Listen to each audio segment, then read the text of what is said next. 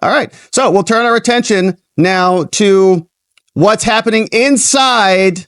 Confidence by the actions of Secretary Griswold's office often falls to county election clerks to repair, which is why Denver's clerk provided rare access today so that you could see the voting system machines impacted by the password leak and talk to the man in charge of securing them. We came down to the Denver County Clerk and Recorder's office to see what layers of physical and IT security somebody would have to get through if they had one of the passwords leaked by Secretary of State Jenna Griswold's office. For the purposes of this experiment, let's just say I have the leaked password.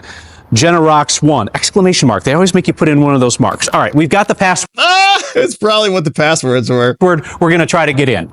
Layer 1. The leaked passwords could only pose a threat if someone had insider access. We are headed to the counting room now, so we have made it into the building. Denver Elections Operations Manager Jimmy Flanagan let us in, past the security, batched us into the room with the impacted voting systems. Well, okay, so they say first level of security is, wow, that's like pretty secure. Like you can't get in that building. There's 50 people in that room right now.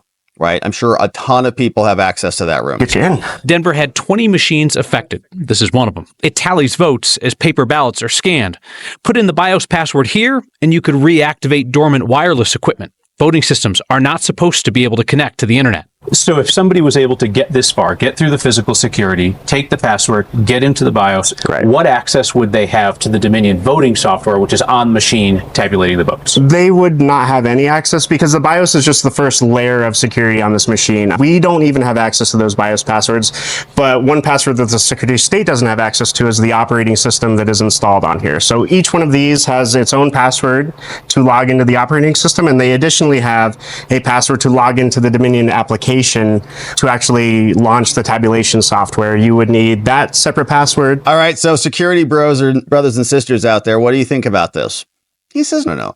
Just to be clear, so if we just parse through this, the BIOS, for those of you who use Windows or Linux machines, okay, you see the BIOS pull up a boot sequence, right? Stuff on the screen before Windows loads. Then Windows loads. So BIOS would mean you could access it before the operating system actually loads. Then your operating system loads, and then you have a password to get into Windows. How do I get into Windows? Your simple password. Then when you log into your email or when you log into your Netflix or something else, then you have to log in using that account. So that's all it is. There's an operating system password and there's a Netflix password. And so you wouldn't be able to use those things if you have the BIOS password only. You still need access to the other things, even though the manipulation of the BIOS might give you access to those other systems. Or in the Netflix example, right, that one is pinging the cloud. So then you might be doing something that interferes locally or is receiving stuff by implanting it into the operating system once you get control of the BIOS. Is that the theory? So computer brothers and sisters out there, security bros, you'll have to be your judge on this. And you would need a physical token to actually launch the application. If somebody could get into the BIOS, could they put something on that is or looks like Dominion software so that somebody logging on wouldn't even know it? Potentially, I suppose you could if you say you had a copy of that software. However, if you did that, it would be noticeable right away as soon as we started tabulating because it wouldn't be able to communicate with any other portions of our closed network in here. So we would notice that right away. How confident are you on the affected machines that somebody wasn't in there with the ability to cover their tracks? I am 100% confident that nobody has been in here modifying any of our installations. I find out when everybody else. 100%. 100%. That's really confident. Yeah, and that's unfortunate. Denver Clerk and Recorder Paul Lopez shares his team's confidence in the security of their system, but he is frustrated with Secretary of State Jenna Griswold's handling of the situation. It's not necessarily making a mistake or not. It's how you handle that. And how you handle the mistake and how transparent you are and making sure that the appropriate folks that are involved in it know about it. And how do you assess the Secretary's handling of this? It's unfortunate and it was disappointing, especially because we know that we're in the middle of an election. And although we know that nothing was compromised and you would have to get through multi-layers of security to get here, the perception is the other thing that we're fighting. You have an election to run. And it's important for folks to know that they can still turn in their ballot and have faith that it's secure, that it's transparent, and it's easy as pie, like it always is in Colorado. Look at all those people that are in those rooms, right? Like they're acting like it's like a bank vault to get in there or something. Not really. That's a lot of people. So you've got a lot of people coming and going, and you've got questions about it, and the security is compromised. And Jenna is not a trustworthy, reliable person who is doing a good job instilling confidence that she's a fair and honest person. She tried to throw Trump off the ballot. Then she launched a rule change of her own volition that she implemented within 24 hours without even giving the opposing side an opportunity to object. Libertarians sued immediately, and it was done by the time they even got into court. So it's a cover-up. It might be a cover-up of nothing, but they still covered it up because they're dishonest people. And so hopefully Colorado courts institute a remedy. We'll see what it will be. Now, we'll turn our attention over to Arizona because we've got some questions afoot in Arizona. And here's another one. Arizona Secretary of State Adrian Fontes, Arizona's Jenna Griswold, was out in front of the media talking about Russian interference and explaining how they might be impacting our elections. And he's also very hesitant or reticent to talk about the list of voters that are not validated as citizens that his office has been trying to hide for a long time, now fighting against its release in court. He lost that release. We read through the Court of Appeals decision on this yesterday. And so here's Adrian Fontes coming out in the aftermath to explain how the election is working in Arizona. Now let's get this volume going. Where is the volume? 1,000 voters who, for no fault, here in the Turn the mics on, Fox. Come on. first and foremost, your safety is critically important to us, and we've been working real hard to make sure that all of the voters here in the state of Arizona stay safe. That includes our fight to try to keep your names and personal identifying information out of the hands of some folks whose motives haven't always been the purest, particularly How dare you? for that group of more or less 218,000 voters who, for no fault of their own, fall into that group of voters that many of the liars and conspiracy theorists What? accused of being non-citizen voters. Now, let me be very clear about that. Every single person on that list has sworn under penalty of perjury that they are a U.S. citizen and eligible to vote. Okay. They've done the exact same thing that every other American citizen in the United States of America has done. Okay. You still have to But validate because that. here in Arizona, we have that extra. How many investigations, how many prosecutions have you done for people who have lied on that form in Arizona recently? That needs to be done. That extra documented proof of citizenship. Yeah, because our is border's not wide required open. anywhere else in the country. Doesn't matter. It's Now required we find here. ourselves in this quagmire. It's required here. We have a motor vehicle division that appears to not have been complying with the law for almost 20 years.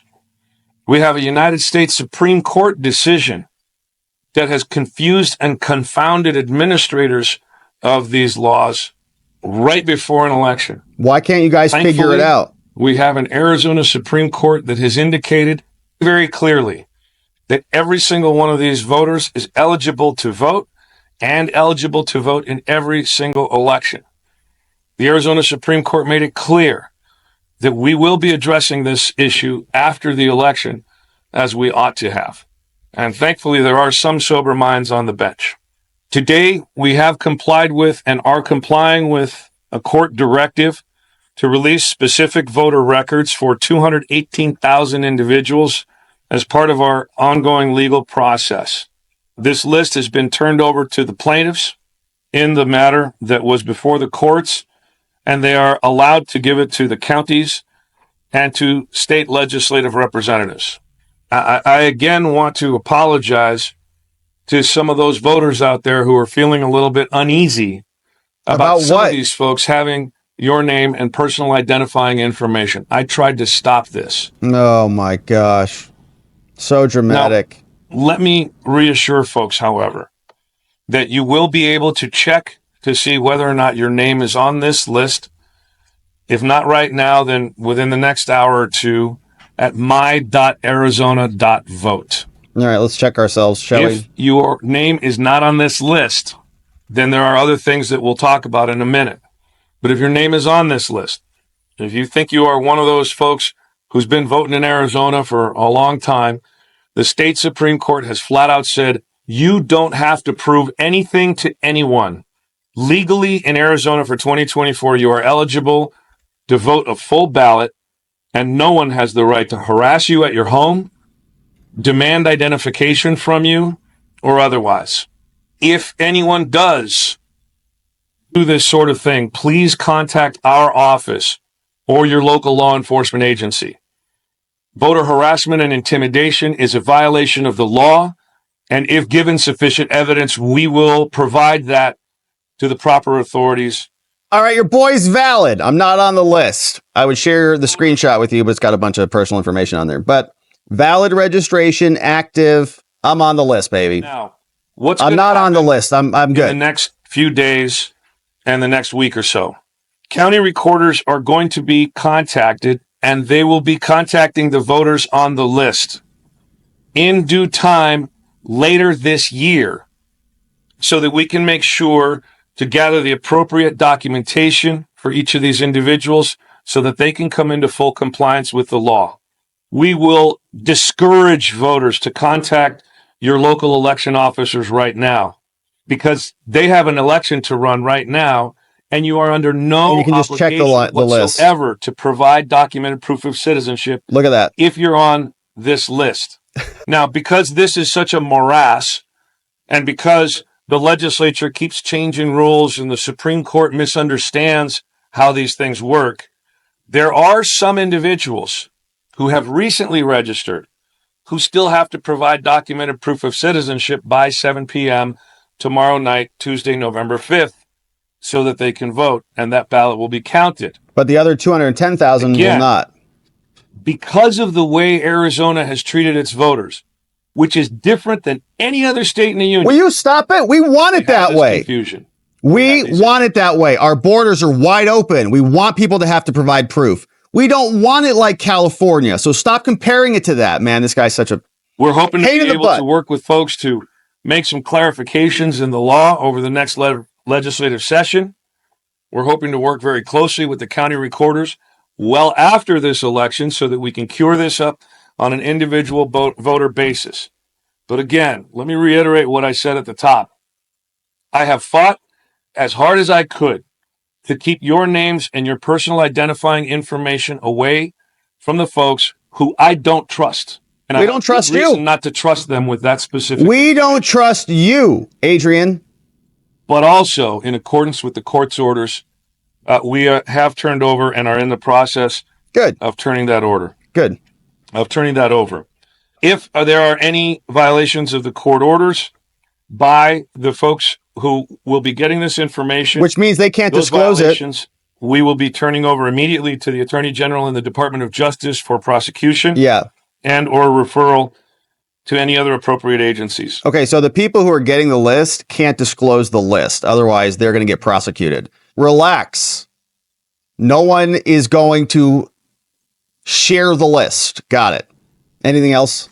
I am not happy with what is happening right now. Yeah, because you just Because I got know busted. that there are a lot of people out there that are scared and worried. What? But rest assured, we will continue to fight. We will aggressively move against those folks who would intimidate Arizona's voters. Nobody's and try to intimidating harass them. just because of who they are or because of the lies and conspiracies that keep getting foisted on our voters by folks who mean this democracy harm.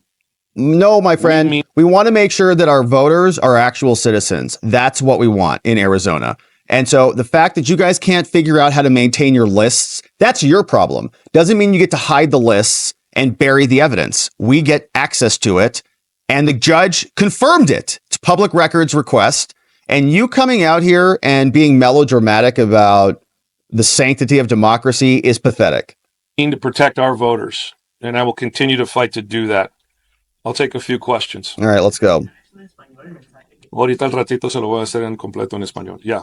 There is a video on social media circulating right now that they're from a former employee of this office. And it basically claims that there is a push by your office to have Kamala Harris win presidency. Mhm. what's your reaction or response to this video being shared on social media when we have seen a lot of different AI videos, and you've even addressed AI as well? Is this AI, and your response to that video? First, we've seen the video. We understand its contents to be completely false, fake, fraudulent. I don't know, pick the word. It's bunk. We have spoken with the appropriate federal agencies regarding it. In fact, I'm going to get briefed on it real soon here, and that's why I can't spend too much FBI time says with you it's foreign. today. But rest assured, we had prepared for this sort of thing. It's what we've been talking about for well over a year. We're excited to be working with people about this. We also understand that a lot of the misinformation and disinformation like this video are coming from, and we suspect this is also coming from foreign governments. Say it. And Say they it. want to do us harm by dividing us. They don't want us to believe in one another. They want us to think that these Dude, you just said that you were going to prosecute people who were trying to hold you accountable for mismanaging a list of 200,000 voters, which is insane. As ABC 15 said, it's 5% of the electorate. And 10,000, 11,000 votes was dispositive in 2020. So divide us and stoke anger. That's what your office is doing. All we want is for you to follow the law. We want people who are citizens to be voting in our elections. It's not complicated business. The fact that you have to hem and haw and you can't even be honest about your list, and then you come around and blame everybody else for doing our due diligence to hold you accountable, that is the job of journalists and investigators. It's to hold the government accountable. You don't just get to sit there and have everybody default to good faith, believing you're just a good people who are interested in free and fair elections. We know you're not. conspiracy theories are true. That the governor is giving me orders to falsify stuff and that we're packing voting rolls and all this stuff. It's another piece of the nonsense. But the enthusiasm that the voters are showing with this incredible turnout, the fact that people are willing to stand in line to get that vote cast, gives me hope. It's the voters that motivate me to continue these fights. And so we're going to keep fighting for them on all sides. Yes, ma'am. Even the non-citizens. This is another one of the problems that we have in Arizona's crazy bifurcated system that gets beefed up by some of these weird statutes from the legislature. And then again, these strange. This guy hates our laws. He hates it. I can't believe we have to do these systems. We have to check, and other states don't have to check. It's very confusing. He hates it, and he's in charge of executing them. Rulings we got even from the United States Supreme Court, where they would say, if you use this form, you're good to go. And if you use that form, you can't vote. This is where we are right now. And so it doesn't surprise me at all that anybody's confused about this. Oh, my. Level best to talk to the counties. No, you haven't. It's not complicated. Just become a citizen. You get a full ballot, right? If you're a citizen, you get a full ballot. And you verify it. You just check it. Have the government actually do their due diligence. Don't let a list of 200,000 people accumulate and aggregate over the years. It's not that complicated, really. You just have to do it. You just have to do the work. They don't want to do the work because they'd rather live in a confusopoly, to borrow Scott Adams' term, where everything's confusing by design because you make your money in the gray area. The grift is in the gray area. You make your money in the madness in the middle. It's what they want. It's very simple. Just check. Help them understand what our understanding of the law is. But at the end of the day, these are very difficult and complicated spaces that we're operating in. No, they're not. And I can't believe how much time I've got to spend with my lawyers just to unravel some of these crazy so you rules don't that have been to follow shoved it down our throats by a legislature Whoa! interested in seeming tough.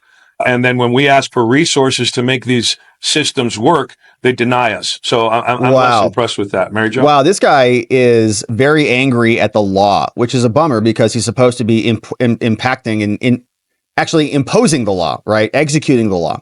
Go online.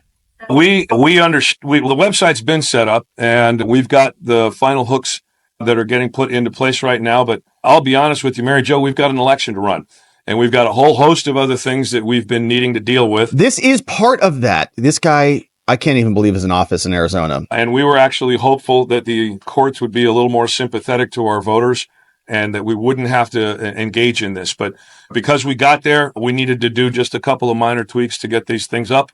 MyArizona.vote is going to have some instructions in there right at the top. You'll have to do some logging in and some verification of identity before you get to whether or not you're on the list. But that's just a safety feature. so that we can verify that folks are actually checking on their own information. And you can't give other voters information off of that. You've got to be able to check for yourself. This isn't going to be something where it's readily available for a whole bunch of people to check on a whole bunch of folks' other stuff. There's a whole bunch of data pieces that are unique to individual voters in there. That's part of the safety protocols that we've made sure that we want to engage just to keep our voters as safe as possible. Yes, sir. Oh, I'm sorry. Go ahead. So I might be making they can check the status. Is there anything they can do at this point to verify, or is that going to be more details to come in terms of submitting that? Yeah, I want to reiterate, whether or not you're on the list is one question. You can still vote. But what we want to do is make sure that folks do not start contacting their county recorders if they are on the list. If you're on the list, you can vote. Yep, there you If go. you're on the list, you can vote the full ballot. Let me be really clear about that. So if you want to check to see if you're on the list, that's great. But you can vote a full ballot. There's nothing required of you. We will be working with the counties to contact voters later to figure out how to get that documentation in. But we wanted to make sure to share as much information as possible with folks because we know people are interested. They've got so much more work to do between now and the end of this election into certification. We just don't want those folks to be inundated with a ton of requests right now. But at the same time, we've got these competing interests of all this data being pushed out there potentially by these other groups. And that's the balance that we have to strike. And unfortunately, these folks have made it so that it falls on the shoulders of our voters. And that's another regrettable consequence of this sort of thing. No, that is your fault. This is your fault. You don't get to blame the people who are suing to get access to the records. That's all they want, is just to look at the list. How dare you blame them for uncovering your incompetence and the government's failures? It is blaming the victims, okay? The people suing are voters who have a right to have their vote not diluted by people who should not be voting on a terribly managed list. He's basically blaming the victims. How dare you discover that I'm victimizing you? Yeah, we discovered it. We're sick of it. You got called out on it. Now he's coming out pounding the table, acting like he's fighting on behalf of the voters. The voters don't want their votes diluted by 200,000 people, some of whom may not be actual legitimate people on the list. I don't know what the particular verbiage is in the letter. I haven't actually seen it myself. We've got it ready. It's up. And I'm sure folks will be able to see it real soon. But we're encouraging folks to just, in fact, we could probably check on that for you. We're encouraging folks not to check in yet. I have another question about the website. I would need to check, like my birth date, address, full name, Yeah, name. I just did it. Last four of your social. Yeah, the data points are Name, date of birth, last so four you're gonna have to social, start DL with number. your county, your last name, your date of birth, and then once you get to search by voter, you're also going to have to Driver's license number or social security number. Here, I'll show you.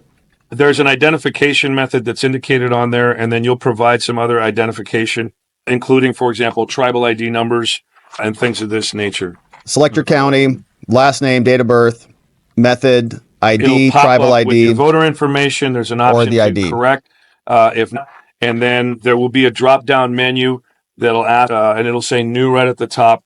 Is my name on the MVD? Yeah, so they're just trying to see who's on the list so they can validate the list and say, are these citizens or not? And let's audit the list and see who's on there. It's not disqualifying anybody from voting. Who was next? Yeah. You said not for people on the list to not contact now. Well, what is that next step in the coming weeks, coming months? Nothing, just Yeah, so vote. first and foremost, we want to take care of this election. If you're on the list, you're eligible. Please don't contact your county recorders.